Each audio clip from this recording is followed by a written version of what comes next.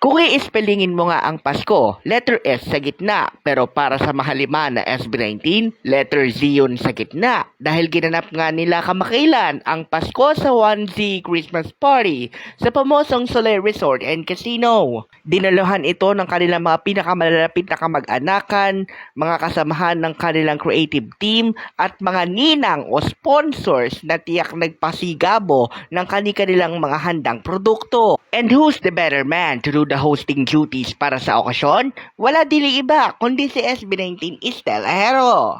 Kaliwat ka ng palaro at katuwaan ang naganap base sa mga kuhang litrato ng official social media page ng 1C Entertainment, at nagpasalamat din ang P-Pop Kings sa kanilang mga sponsors o ninang na tiyak na sinamahan sila sa mga pinakamaliligayang araw ng kanilang karera bilang mga artist.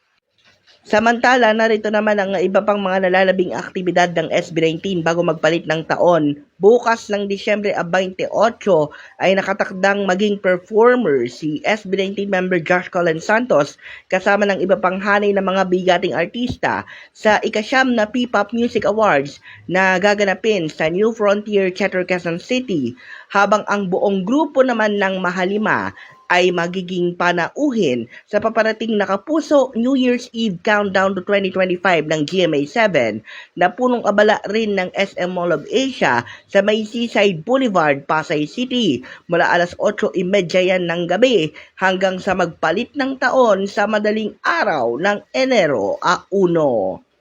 Para sa Mabuhay Radio News na walang takot walang pinapaboran, ito ang Senbat sa Patrol number 2. Malamig ang Pasko, Stephen Saraspe Perez.